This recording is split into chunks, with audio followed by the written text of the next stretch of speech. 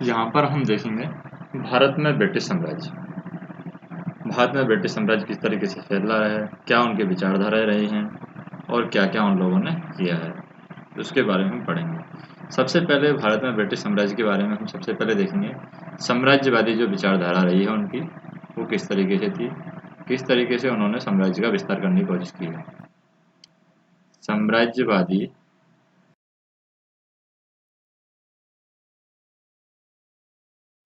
विचार, इसके बारे में हम जानने की कोशिश करते हैं। 16वीं सदी में आयरलैंड की विजय के बाद अंग्रेज धीरे धीरे आयरलैंड से अमेरिका तक और भारत से अफ्रीका तक दुनिया भर में पिछले जनगणों को सभ्य बनाने के लिए जिम्मेदार नए रोमनों की भूमिका में उभर कर आए हैं और ब्रिटेन के इस साम्राज्यवादी इतिहास को दो चरणों में बांटा गया है। पहले चरण में पहला साम्राज्य बना था जो अटलांटिक पार अमेरिका और वेस्ट इंडीज तक फैला हुआ था और 1783 में पेरिस की शांति के आसपास आरंभ होने वाला दूसरा चरण में बने दूसरे साम्राज्य का प्रसार है पूर्व और एशिया और अफ्रीका की ओर रहा है। यहाँ इन दोनों साम्राज्यों के बीच बीच के ढांचागत और वैचारिक अलगावों और संपर्कों की व्याख्या यहाँ पर प्रासंगिक नहीं है, पर इतना कह देना पर्याप्त है कि 18वीं सदी के उत्तरार्ध में ब्रिटेन में क्या हुआ था, सैनिक निरंकुशता और सोपानक्रम यानी हायरार्की जो होती है सोपानक्रम और नस्ली असहिष्णुता जैसी रूढ़िवादी मूल्यों पर आधारित एक क्षेत्रीय साम्राज्य की स्वीकृति बढ़ी और 18वीं सदी में ब्रिटेन में देशभक्ति की भावना धीरे धीरे बढ़ी है। तो 18वीं सदी में यहाँ पर ब्रिटेन में देशभक्ति की भावना धीरे धीरे बढ़ती है और तो इसका उसके समुद्र पार स्थित क्षेत्रीय साम्राज्यों के स्वामी होने की शान और गरिमा से गहरा संबंध स्थापित हुआ है। ब्रिटेन में ज्ञानोदय के बाद बौद्धिक वातावरण में अंग्रेजों ने स्वयं पूरब वालों के मुकाबले आधुनिक और सभ्य भी जतलाना शुरू किया और इनकी इस धारणा से हम बात करें, इनकी इन धारणा ने 19वीं सदी में उनकी साम्राज्यवादी दृष्टि को एक औचित्य प्रदान किया। तब हम कह सकते हैं कि जब तथाकथित सुधार का युग आरंभ हो गया था। दूसरे शब्दों में अंग्रेजों की भारत संबंधी साम्राज्य जो विचारधारा है उनके अपने यहाँ के ऐसी बौद्धिक और राजनीतिक धाराओं और जवाबी धाराओं का परिणाम थी कि कभी कभी मौके पर यानी कि विदेशी धरती पर वो क्या करते थे, उपस्थित अंग्रेज लोगों के उप साम्राज्यवाद ने यहाँ पर, जिनको कुछ लोग ब्रिटिश साम्राज्य के वास्तविक संस्थापक मानते थे और शासित लोगों के बदलाव ने, जो कि संक्षेप में हम कहें कि साम्राज्य की पर्दे पर पैदा हो रहे संकटों ने उस साम्राज्यवादी विचारधारा के क्रियान्वयन में तालमेल और फेरबदल को भी यहाँ पर जन्म दिया है। इससे कालांतर में साम्राज्यिक संबंध की प्रकृति भी बदली है, पर उनकी बुनियादी बातों में कोई बदलाव नहीं हुआ था। कहा जाता है कि ईस्ट इंडिया कंपनी की सरकार कई वर्षों तक एक भारतीय शासक की तरह काम करती रही और इस अर्थ में कि उसने मुगल बादशाह की सत्ता को स्वीकार किया था, उसके नाम से सिक्के डालती रही, राजभाषा के रूप में फारसी का प्रयोग करती रही और अदालतों में हिंदू और मुस्लिम विधानों का व्यवहार वो करती रही। स्वयं लॉर्ड क्लाइव ने व्यवहारिकता के तौर पर दोहरी सरकार की एक व्यवस्था की अनुशंसा की जिसके अंतर्गत फौजदारी न्याय की व्यवस्था नवाबों के अधिकारों के हाथों में दे दी गई थी या फिर नवाबों के हाथों में छोड़ दी जाती है, जबकि दीवानी और वित्तीय विषयों पर कंपनी का नियंत्रण होता था। शासन में न्यूनतम हस्तक्षेप की कंपनी की यह नीति, जो कि नागरिक उथल पुथल से बचने के लिए और विशुद्ध रूप से एक व्यवहारिक कदम थी और जब भी तेजी से समाप्त नहीं हुई तब भी ये तेजी से समाप्त नहीं हुई, जबकि ऐसी परिस्थितियां नहीं रही। हालांकि तब कंपनी के उत्तराधिकारियों ने प्रशासन में कहीं बहुत अधिक गहराई से भाग लेने की आशा की जाने लगी थी और तब इस प्रशासन के ढांचे का आंगलीकरण तो शुरू हुआ, पर लगता था कि यह प्रक्रिया धीरे धीरे ही आगे बढ़ी। दूसरे शब्दों में हम कहें कि यह अधिकारी स्वयं को क्रांतिकारी प्रवर्तक के रूप में देख सक रहे थे, जो कि प्रवर्तक नहीं बल्कि बारिश के एक पतित हो चुकी व्यवस्था को दोबारा जीवित करने वालों के रूप में थे। पतित व्यवस्था का यह विचार है भारत के अतीत को एक प्रयोजनवादी पुनर्रचना की उपज था। पश्चिम में आरंभ में भारत की छवि एक गरिमापूर्ण अतीत और साथ ही उसके पतन की छवि थी। यहाँ भारतीय संस्कृति और परंपरा को जानने की इच्छा भी पाई जाती है, जैसा कि सर विलियम जोन्स जैसे विद्वानों के प्रयासों से स्पष्ट था कि जिन्होंने भारतीय भाषाओं का अध्ययन भारतीयों को उनकी अपनी विस्तृत संस्कृति और विधि व्यवस्थाओं को वापस दिलाने के लिए किया था। और ऐसे ज्ञानार्जन पर जब तक पंडितों और मौलवियों का एकाधिकार था, यानी हिंदू और मुस्लिम विद्वानों का एकाधिकार था, जोन्स ने संस्कृति, यूनानी और लातिन के बीच एक भाषाई संबंध स्थापित करके, क्योंकि माना जाता था कि ये सब एक ही हिंद यूरोपीय भाषी परिवार के अंग हैं, भारत को पश्चिम के क्लासिक युग के समकक्ष प्राचीनता का गौरव दिया गया। और यहीं से उस प्राच्यविद परंपरा की शुरुआत होती है, जिसने कलकत्ता और मदरसा यानी एशियाटिक सोसाइटी ऑफ बंगाल और संस्कृत कॉलेज बनारस में 1794 को जन्म दिया। और इन सबका उद्देश्य भारतीय भाषाओं और ग्रंथों के अध्ययन को प्रोत्साहन देना था। लेकिन यह भी याद रखना चाहिए कि मुख्यतः प्राचीन ग्रंथों के विश्लेषण के द्वारा ही भारत की खोज करते हुए प्राचीन विद्वान इस क्रम में भारतीय परंपरा को एक खास ढंग से परिभाषित भी कर रहे थे, जिसे आगे चलकर भारत के बारे में सबसे प्रामाणिक विचार या सच्चा ज्ञान माना जाने लगा, क्योंकि उसे उपनिवेशी राजसत्ता से वैधता प्राप्त हुई थी। एडवर्ड सईद की मान्यता थी कि प्राच्यविद यूरोपीय वालों को, यानी कि प्राच्यविद जो यूरोप वाले हैं, उनकी शक्ति के द्वारा ऊपर से थोपा गया ज्ञान था। इसके विपरीत यहाँ पर यूजीन एशिरचक जैसे कुछ विद्वानों ने तर्क दिया कि प्राच्यविद का जन्म है संवाद की एक प्रक्रिया से हुआ है, जिसमें उपनिवेशी अधिकारी, भारतीय टीकाकार और देसी जानकार एक सहयोग मूलक बौद्धिक कार्य में भाग ले रहे हैं, और वह इस बौद्धिक कार्य में भाग ले रहे हैं और भारतीयों को इसके परिणामों पर कभी कोई नियंत्रण नहीं रहा है। फिर भी भारतीयों की भागीदारी को महत्व देते समय यहाँ पर ईर्ष्यचक संज्ञान उस उद्यम के सबसे अहम पक्ष को अस्वीकृत नहीं करते हैं, और प्राच्यविद ने अतीत का यह ज्ञान वर्तमान की आवश्यकताओं अर्थात उपनिवेशी राज्य की आवश्यकताएं पूरी करने के लिए पैदा किया है। व्यवहार में प्राच्यवाद अपने प्रारंभिक चरण से वॉरेन हेस्टिंग्स के अंतर्गत कंपनी की सरकारी नीतियों में लागू होते हुए देखा जा सकता है। और इस परंपरा का मूलभूत सिद्धांत यह था कि विजित जनता पर शासन उनके अपने कानूनों के आधार पर किया जाए। ब्रिटिश शासन को अपने को एक भारतीय मुहावरे में वैध ठहराना था, इसलिए उसे भारतीय समाज संबंधी ज्ञान अर्जित करने की आवश्यकता थी। और इसी प्रक्रिया को गौरी विश्वनाथ ने उल्टा पर संस्कृति ग्रहण कहा था। इसने यूरोपीय शासकों को देश के रीति रिवाजों से परिचित कराया, ताकि वे अधिक सक्षम प्रशासन के हित में प्रजा के समाज में स्वयं को सम्मिलित कर सके। और कलकत्ता में 1800 में फोर्ट विलियम कॉलेज की स्थापना की गई। इसी राजनीतिक सोच के साथ की गई। सिविल कर्मचारियों को भारतीय भाषाओं और परंपरा का प्रशिक्षण देने के लिए की गई। लेकिन जैसा कि टॉमस यहाँ पर ट्राउटमान का तर्क है कि प्राच्यविद संवाद का एक और राजनीतिक उद्देश्य था। प्राचीन काल में भारत अंग्रेज और भारतीयों के संबंध होने की विचार को यहाँ पर प्रचारित करने के बाद यह बात प्रेम के एक गढ़े गए शब्दजाल के द्वारा भारतीयों को उपनिवेशी शासन से जोड़ देती थी। 1785 में वॉरेन हेस्टिंग्स ने लिखा था कि ज्ञान का हर संचय राज्य के लिए उपयोगी है। वह दूर यानी अतीत के प्रेम को आकर्षित करता है और अपना बनाता है।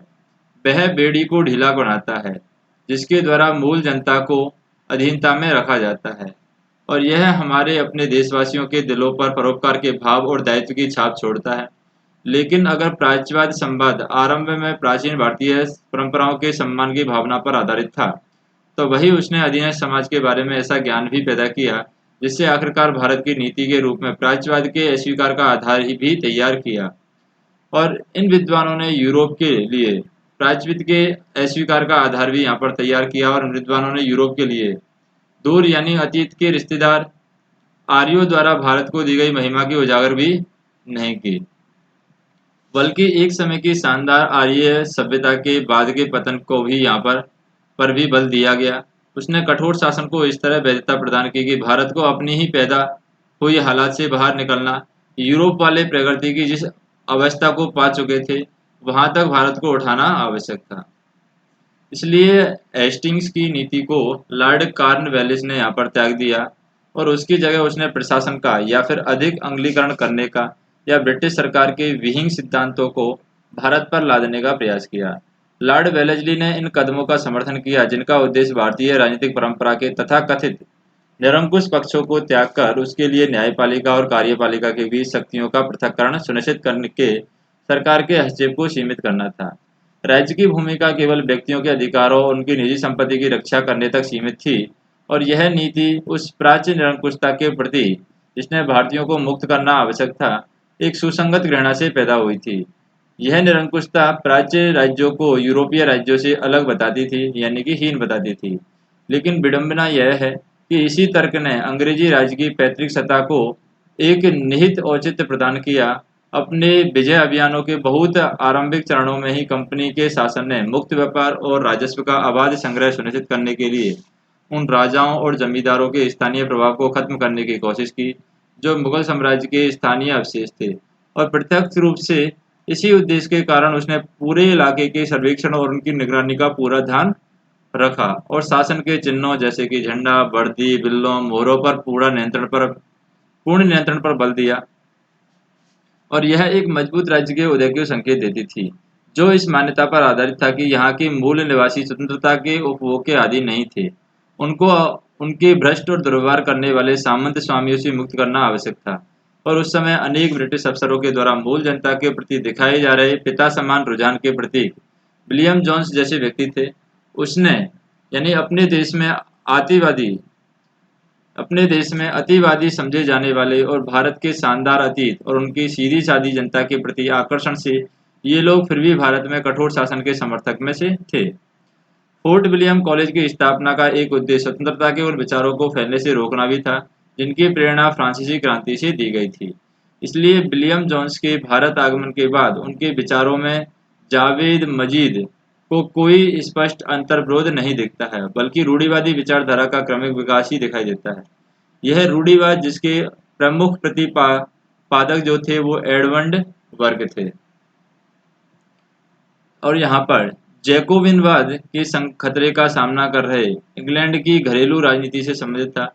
और यहाँ पर जॉर्जियाई शासन के लिए आवश्यक था कि वह सरकारी समारोह से अपने हित में लाभ उठा करके राजतंत्र की लोकप्रिय छवि को अच्छी बना करके अपने देश में जनता का समर्थन बटोरे।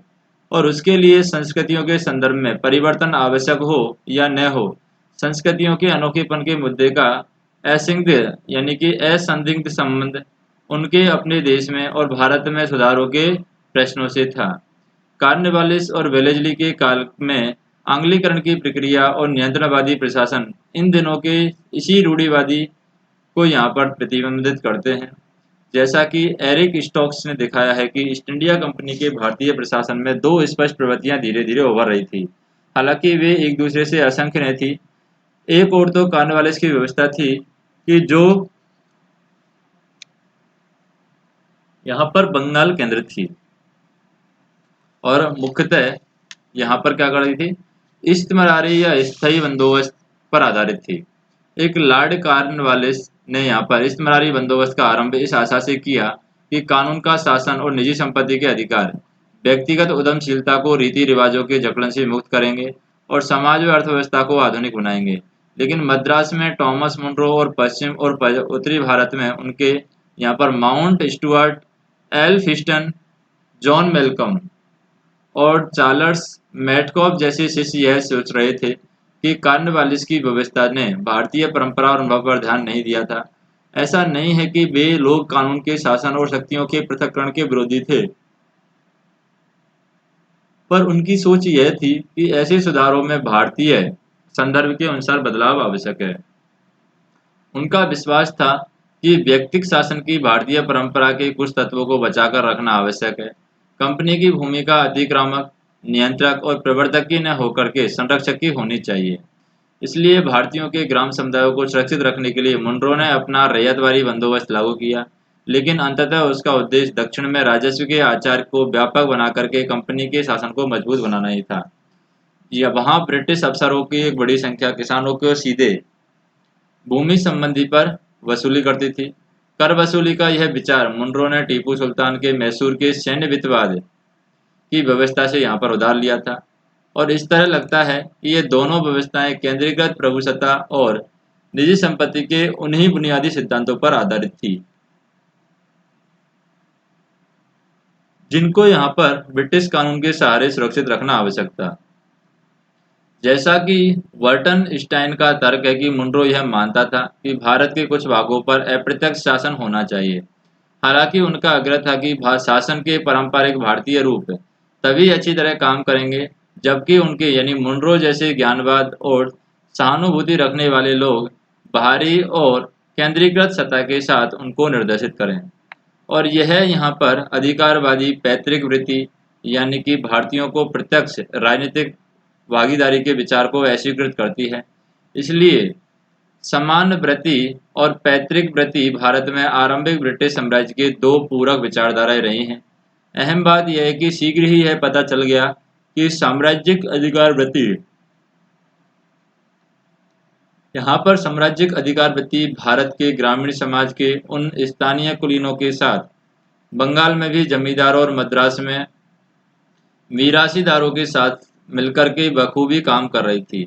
और इसी कारण उनकी शक्ति को यहाँ पर कॉर्नवालिस और मुनरो दोनों ही व्यवस्थाओं ने शक्तिशाली बनाया है। और दोनों व्यवस्थाएं निजी संपत्ति का यहाँ पर निरूपण और संरक्षण करना चाहती थी। और अब अवध के ताल्लुकदार नष्ट हो गए थे। उनके आक्रोश ने 1857 के विद्रोह को जन्म दिया और विद्रोह के बाद उनकी पिछली शानो शौकत और शक्ति उन्हें वापस दिलाई गई। अगर कॉर्नवालिस थोड़ा संयमशील और रूढ़िवादी था तो अंशतः वह एक नवविजित क्षेत्र के प्रशासन की जरूरतों के कारण था, और साथ ही साथ इसलिए भी था कि कंपनी के वार्षिक निवेश का खर्च उठाने के लिए पर्याप्त राजस्व उगाना यहाँ पर जरूरी था। आगे हम बात करें विजय के बाद। जनता को शांत किए जाने के बाद यह स्थिति बदलने लगी। 1800 के आसपास ब्रिटेन से हुई औद्योगिक क्रांति ने यहाँ पर तैयार मालों के लिए भारतीय बाजारों के विकास और समन्वय की यहाँ पर और कच्चे मालों की निरंतर आपूर्ति के लिए सुनिश्चित की आवश्यकता पैदा की है यहाँ पर। और इसके लिए एक अधिक युक्त यानी अधिक चुस्त यहाँ पर क्या किया है, प्रशासन की और उपनिवेशों की स्वामी देश की अर्थव्यवस्था से जोड़ना आवश्यक था। उपनिवेश की जो स्वामी देश की अर्थव्यवस्था से यहाँ पर जोड़ना आवश्यक था। और ब्रिटेन में ऐसी नई बौद्धिक धाराएं भी थी जो सुधार की बातें करती थी, और इसलिए उन्होंने वहां भारत में सुधार के मुद्दे को उजागर किया। ब्रिटेन में मुक्त व्यापार की लॉबी है उसका दबाव भारतीय व्यापार पर कंपनी के एकाधिकार और उन्मूलन का पक्षधर था। और फिर हम बात करें यहाँ पर, लेकिन फिर भी भारत में कंपनी के प्रशासन की प्रकृति में बदलाव इजलीवाद और उपयोगितावाद ने यहाँ पर क्या किया है, पैदा किया है। और हम बात करें इन दोनों विचार संप्रदायों का दावा था कि भारत को पापों या अपराधों के सहारे जीता गया है, लेकिन इस पापी और अपराधी शासन के उन्मूलन का समर्थन करने की बजाय वे उसमें सुधार के लिए शोर मचा रहे हैं ताकि भारतवासी अपने युग के बेहतरीन विचारों के अनुसार सुशासन के लाभ पा सके। और यहीं पर दो बौद्धिक परंपराएं थी जिनसे अंततः यह आस्था पैदा हुई कि इंग्लैंड को भारत में हमेशा बने रहना चाहिए। इंजलीवाद ने अपना अभियान भारतीय बर्बरता के विरुद्ध शुरू किया और हिंदुस्तान की यहाँ पर क्या था, हिंदुस्तान की प्रकृति को ही बदलने के लिए ब्रिटिश राज के स्थायित्व का समर्थन किया। भारत में इस विचार के प्रवक्ता कलकत्ता के पास श्री रामपुर के मिशनरी थे, और पर ब्रिटेन में उनका मुख्य प्रतिपादक चार्ल्स ग्रांट था, और उसने 1792 में यह भी कहा था कि भारत की प्रमुख समस्या वे धार्मिक विचार हैं जो भारतीय जनता को अज्ञान में जकड़े हुए हैं, और यहाँ पर इंसाइयत की रोशनी फैलाकर उन्हें बेखूबी बदला जा सकता है। और भारत में ब्रिटिश राज्य का श्रेष्ठ ध्येय यही होना चाहिए कि अपने आलोचकों को शांत करने के लिए ग्रांट ने विरोध की आशंका के बिना अंग्रेजों की स्वाधीनता को किसी इच्छा के बिना सभ्यताकारी प्रक्रिया और भौतिक समृद्धि के बीच की संपूर्णता को भी दिखाया है। संसद ने अपने विचार को भी यहाँ पर भौतिक समृद्धि के बीच की संपूर्णता में दिखाया है, और संसद ने अपने विचार को और अधिक प्रचार विलियम बिल्सफोर्ड ने 1813 के चार्टर एक्ट के पारित होने से पहले किया, जिसमें रंगा ईसाई मिशनरी को बिना किसी प्रतिबंध के भारत में आने की छूट दे दी गई। और मुक्त व्यापार के समर्थक और सौदागर भी सुधार और परिवर्तन के विचार का समर्थन कर रहे थे, जो यह समझते थे कि अगर कंपनी यहाँ पर व्यापारिक कार्यों से हटकर शासक के कार्यों पर ध्यान देने लगे तो भारत ब्रिटिश मालों का एक अच्छा बाजार और कच्चे मालों का एक स्रोत सिद्ध होगा, और एक सुशासन के अधीन भारतीय किसान सुधार का अनुभव करके फिर से ब्रिटिश मालों के उपभोक्ता यहाँ पर बन जाएंगे। और इंजलीवादियों और मुक्त व्यापारवादियों के गुटों में तालमेल और अंगलीकरण की नीति को लेकर के मूलतः कोई मतभेद नहीं था। वास्तव में अंजलिवाद चार्ल्स ग्रांट ही 1853 के उस चार्टर एक्ट का निर्माण में आगे रहा था, जिसने भारतीय व्यापार और कंपनी के विशेषाधिकार को यहाँ पर समाप्त किया। यह ब्रिटिश उदारवाद का एक युग था और ब्रिटिश प्रशासकों का कार्य विजय प्राप्ति की अपेक्षा सभ्यता का यहाँ पर प्रसार था। और टॉमस मैकाले की इस उदारवादी दृष्टि से ही यहाँ पर सक्रिय प्रशासन के माध्यम से भारत की मुक्ति का उदारवादी एजेंडा यहाँ पर तय किया गया। और एक और उदारवादी सी ट्रेवेलियन ने यहाँ पर क्या किया था, 1838 में कल्पना की थी कि सुख और स्वतंत्रता के लिए हमने प्रशिक्षण पा करके हमने क्या किया है, सुख और स्वतंत्रता के लिए हमने प्रशिक्षण पाया है और यहाँ पर हमारे ज्ञान विज्ञान और राजनीतिक संस्थाओं से लैस होकर के भारत ब्रिटिश परोपकार का सबसे गौरवशाली या गौरवान्वित स्मारक बना रहेगा। ब्रिटिश उदारवाद के इसी वातावरण में उनकी सभी विशिष्ट अधिकारवादी प्रवृत्तियों के साथ साथ उपयोगितावाद का भी जन्म हुआ। थेरेसी यहाँ पर थेरेमी वेंथस का उपदेश था कि मानव सभ्यता का आदर्श अधिकतम व्यक्तियों का अधिकतम सुख है। उसका तर्क था कि अच्छे कानून, चुस्त और प्रबुद्ध प्रशासन परिवर्तन के सबसे कारगर साधन है और कानून के शासन का विचार सुधार की जरूरी शर्त है। उपयोगितावादी जेम्स मिल जब ईस्ट इंडिया कंपनी के लंदन कार्यालय में यहाँ पर आया तो भारत संबंधी नीतियां ऐसे ही सिद्धांतों से निर्धारित होने लगी। जैसा कि कहा गया है कि उपयोगितावाद को एक जुझारू विश्वास बनाने वाला व्यक्ति यहाँ पर कौन था, जुझारू विश्वास बनाने वाला व्यक्ति ही था। और 1817 में प्रकाशित अपनी पुस्तक the history of the British India, जो इनकी पुस्तक थी the history of the British India, इसमें उसने पहले से ही भारत की आर्थिक और सांस्कृतिक समृद्धि के मिथ को तोड़ा है, जिसे सर विलियम जोन्स जैसे व्यक्ति की भावुक कल्पना शक्ति के ने यहाँ पर फैला था। बेगम के समान उसका तर्क था कि भारत को सुधार के लिए एक अच्छे स्कूल मास्टर की आवश्यकता है, अर्थात अच्छे कानून बनाने वाले एक बुद्धिमान सरकार की आवश्यकता है। और अधिकतर उसी के प्रयासों के कारण 1833 में लॉर्ड मैकाले की अध्यक्षता में एक विधि आयोग तैयार किया गया, जिसने 1835 में एक भारतीय दंड संहिता यानी इंडियन पीनल कोड तैयार किया गया। और यह संहिता निस्वार्थ दार्शनिक बुद्धि से पैदा एक केंद्रीय स्तर पर तार्किक और सुसंगत ढंग से तैयार की गई संहिताओं की वेथमवादी मॉडल पर आधारित थी। उपयोगितावादी महत्वपूर्ण अर्थों में उदारवादियों से अलग थे, विशेषकर आंग्लीकरण के प्रश्न पर। जब वह समय था जब भारत में प्रारंभ की जाने वाली शिक्षा की प्रकृति को लेकर के प्राच्यविद और आंग्लविद के बीच बहस चल रही थी, तो पहले अपने 1835 के सुप्रसिद्ध एजुकेशन मिशन में उदारवादी लॉर्ड मैकाले ने अंग्रेजी शिक्षा के आरंभ का जोरदार समर्थन किया। लेकिन वही मिल जैसे उदारवादी अभी भी भारत की आवश्यकताओं के लिए अधिक उपयुक्त कह करके देसी शिक्षा का यहाँ पर समर्थन कर रहे थे। दूसरे शब्दों में भारत के प्रति साम्राज्यवाद के दृष्टिकोण की दुविधा 19वीं सदी के पूर्वार्ध में जारी रही। हालांकि आंग्लवादियों और उपयोगितावादियों ने धीरे धीरे इसका सिक्का जमा लिया, पर पुरानी दुर्व्यवस्थाएं यहाँ पर पूरी तरीके से समाप्त नहीं हुई और इस दुविधा को साकार रूप में स्वयं लॉर्ड बेंटिंग था। यहाँ पर मिलके एक पक्के अनुयायी ने कानून बना करके सती प्रथा और बाल हत्या का उन्मूलन किया और यह इस उपयोगितावादी दर्शन को मानता था कि कानून परिवर्तन का एक कारगर साधन है और कानून के शासन की धारणा सुधार के लिए अपरमावश्यक है। पर साथ ही भारतीय परंपरा में उनकी आस्था बनी रही और उनकी यह इच्छा भी पलती रही कि भारतीयों को अपना सच्चा धर्म वापस दिलाया जाए। इसलिए सती संबंधी सुधार पर आधिकारिक संवाद इस तर्क पर आधारित रहा है कि प्राचीन हिंदू धर्म की उनकी उन्मूलन की आवश्यकता बतलाते हैं। 1835 में तैयार भारतीय दंड संहिता 1860 तक कानून नहीं बन सकी। भारत में ब्रिटेन के ध्येय को आक्रामक ढंग से आगे बढ़ाने के विषय में मिल के विचार को लागू करने के प्रति लॉर्ड डलहौजी के निश्चय के बावजूद 19वीं सदी के मध्य में ये दुविधाएं यहाँ पर निश्चित बनी रही। 1857 के बाद क्या होता है, 1857 के बाद भारत के विक्टोरिया उदारवाद ने ही निसंदेह पैतृक प्रति की अंग्रेजी राज की प्रमुख विचारधारा का रूप लिया और सिपाही विद्रोह के दुस्वप्न जैसे अनुभव ने इंग्लैंड और भारत में बहुत लोगों को आश्वासन दिया और सुधार निरर्थक भी था और खतरनाक भी, और भारतीयों को कभी प्रशिक्षित करके अंग्रेज नहीं बनाया जा सकता। ऐसा नहीं था कि सुधार का जोश पूरी तरीके से ठंडा हो गया था। 1858 की ब्रिटिश साम्राज्य की घोषणा ने शिक्षा के दिए जा रहे यानी कि शिक्षा को दिए गए या दिए जा रहे संरक्षण से, 1861 के इंडियन काउंसिलिंग एक्ट से और 1882 के लोकल सेल्फ गवर्नमेंट एक्ट ने यह जो पूरी तरीके से स्पष्ट था कि हिंदुस्तान के साथ सत्ता को सीमित भागीदारी की दिशा में एक कदम था। लेकिन दूसरी ओर विजेता जाति के श्रेष्ठताओं की घोषणा ने भारतीय संस्कृति के सम्मान की भावना को निश्चित रूप से पीछे ढकेल दिया। बेंटिंक ने टालम-टोल के रवैये की जगह अब जेम्स यहाँ पर फिट्ज जेम्स स्वीडन के अधिकारी उदारवाद ने ले ली थी, जिसने वायसराय के काउंसिलिंग में एक नई विधि सदस्य के रूप में मैकाले की जगह ली और उसने न केवल भारत की भिन्नता पर जोर दिया बल्कि भारत की हीनता का दावा भी किया।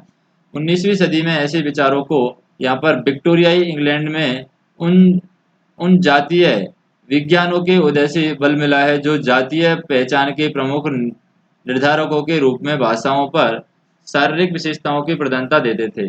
और यह जातीय मानवशास्त्र सभ्य गोरी चमड़ी वाले यूरोपवासियों और काली चमड़ी वाले जंगलियों के विभाजन के सिद्धांत के एक प्राचीन भारतीय सभ्यता के विचार को समाहित नहीं कर सकती थी। और इसी कारण यह सिद्धांत दिया गया कि काले चमड़े वाले मूल भारतवासियों ने टकरा करके आक्रामक गोरे आर्यों ने भारतीय सभ्यता का नींव रखा है। और यह सिद्धांत साक्ष्यों के एक सुसंगत अतिरंजित वाचन पर और पूरे हद तक शास्त्रों की पाठ्य विकृति पर आधारित था। और यहाँ पर यह स्पष्ट रहे तो इस नए प्राचलित संवाद ने, जिसमें केवल संस्कृतवादियों को ही नहीं बल्कि प्रेक्षकों, नृजाति शास्त्रियों और नागरिक अधिकारियों की एक पूरी श्रेणी का योगदान था, अंततः एक पिछड़े हुए जातिबद्ध भारतीय समाज का एक सारवादी ज्ञान पैदा किया गया। भारतीय सार तत्वों का यही ज्ञान था जिसने कठोर औपनिवेशिक शासन का औचित्य स्थापित किया। भारत की स्वशासन संबंधी योग्यता की सभी बहसों को यहाँ पर भावुकता कहकर रद्द कर दिया गया और समानता और मेल मिलाप के पहले वाले उदारवादी विचारों पर जातीय अलगाववाद और शासकों के विशेषाधिकार की यहाँ पर घोषणा की विजय हुई। और सुधार अगर लागू किए गए तो भारतवासियों की जो मुखर राजनीतिक मांगों की प्रक्रियाओं के तौर पर अधिक लागू किए गए। और यहाँ पर हम देखें, यहाँ यह बात भी कह देना ज़्यादा सही रहेगा कि शासकों की जातीय श्रेष्ठता की घोषणा 19वीं सदी के मध्य में कोई पहली बार नहीं हुई थी। अगर हम साम्राज्य के वास्तविक कार्यकलाप को देखें तो ये घोषणा 18वीं सदी के अंत में ही अपेक्षाकृत लोगों ने की जाने लगी थी, जब कॉर्नवालिस ने कंपनी को नौकरशाही का एक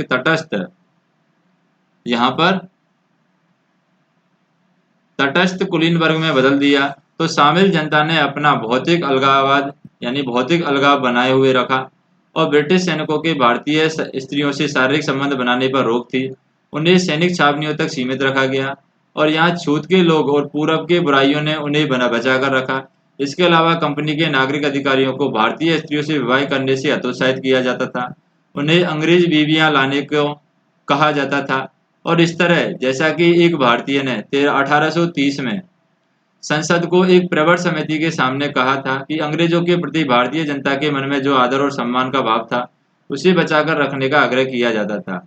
बहुत पहले 1793 में ही बोर्ड ऑफ कंट्रोल के अध्यक्ष हेनरी डंडस ने तर्क दिया कि इस सम्मान के भाव को नष्ट करने वाला कोई भी कार्य निश्चित ही हमारे भारतीय समाज को नष्ट करेगा। साम्राज्य की विचारधारा के रूप में शासक और शासित के बीच भौतिक अलगाववाद की ऐसी खुली घोषणाएं 18वीं सदी में साम्राज्य की राजधानी कलकत्ता नगर के सामाजिक परिवेश के विकास के ढंग से काफी स्पष्ट हो जाती है। और यह प्रक्रिया गोरे और काले नगर के उस दैत्य के समग्र परिवेश में चली जो बुनियादी रूप से ऐसे उपनिवेशी नगरों की विशेषता थी। प्रमुख दैत्य की यह प्रवृत्ति एक और सुरक्षा के प्रति विजेताओं की चिंता में व्यक्त करती थी, मगर दूसरी ओर उनके जातीय अहंकार और अलगाववाद में व्यक्त होती है। 18वीं सदी के आरंभिक वर्षों में जातीय आधार पर वह देशिक अलगाव कम स्पष्ट था, क्योंकि एक तो गोरा नगर था और वह एक काला नगर होता था और बीच में एक भूरा नगर भी होता था जिसमें यूरेशियाई यानी ईस्ट इंडियन लोगों की प्रधानता होती थी, मगर जिनमें भारतीय लोग भी रह सकते थे। मिश्रित विवाहों से पैदा इन यूरेशियाई लोगों की स्थिति के मार्ग साम्राज्यिक आदेश के बाद लगातार गिरी और जब उनको यहाँ पर कमीशन याफ्ता या सिविल या उच्च श्रेणी के सैनिक या नौसैनिक सेवाओं से वंचित कर दिया गया, तो उपनिवेशी समाज का जातीय ध्रुवीकरण अब पूरा हो गया और 19वीं सदी के आरंभ तक कलकत्ता के शहरी जीवन में जनता और शासक जाति के आपस को सामाजिक दूरी सरलता से नजर आने वाली वास्तविकता यहाँ पर बन जाती है। और फिर भी 19वीं सदी के पूर्वार्ध में जातीय दंभ के साथ साथ एक उदारवादी आशा भी पाई जाती थी, जो कि लॉर्ड मैकाले की इस महत्वाकांक्षा में व्यक्त होती है कि अकर्मण्य भारत को एक काला साहब बनाया जा सकता है, जो सुरुचि और बुद्धि में यूरोपीय हो, पर एकदम यूरोपीय भी न हो, जो आशीष नदी की सूक्ति का प्रयोग करे और जो साहब से अधिक काला हो। और 1857 के गंभीर झटके ने इसी आशावाद को चूर चूर कर दिया। और उपनिवेशी जो संवाद थे, उपनिवेशी संवाद से प्रारंभ यानी आरंभ से ही भारत की प्रजा की स्थिति की तुलना बचपन और स्त्रैणी से की जाती है, जिसके लिए प्रशिक्षण और संरक्षण की आवश्यकता होती है। वह अब उसे आदिमपन के बराबर ही ठहराया जाने लगा, और जो संस्कृति की श्रेष्ठता के दम्भ भरी मान्यता के आधार पर भारत में साम्राज्यवाद की स्थापना को उचित ठहराता था।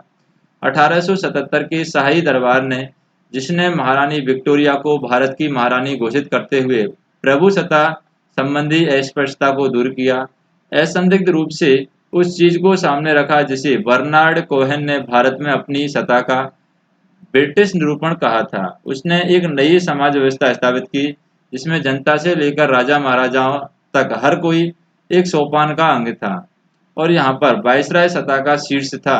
और 1883 के इल्बर्टविल संबंधी विवाद अधिकारवादी प्रवृत्तियों और उपनिवेशकों के जातीय दंभ की परम विजय का सूचक था, और भारतीय न्यायाधीशों को यूरोप वालों के मुकदमे सुनने का अधिकार देने के उद्देश्य से उदारवादी वायसराय लॉर्ड रिपन के द्वारा यहाँ पर प्रस्तावित इस विधेयक को गैर अफसर अंग्रेजों के और नौकरशाहियों के बीच दबाव के कारण हल्का बनना पड़ा। और 20वीं सदी के आरंभ में भारतीय राष्ट्रवाद को इसी अधिकारवादी साम्राज्यिक व्यवस्था का मुकाबला यहाँ पर करना पड़ा है। उसके बाद में हम नेक्स्ट ऑडियो लेक्चर के अंदर ही हम देखेंगे कि संसद और साम्राज्य की क्या स्थिति रही है।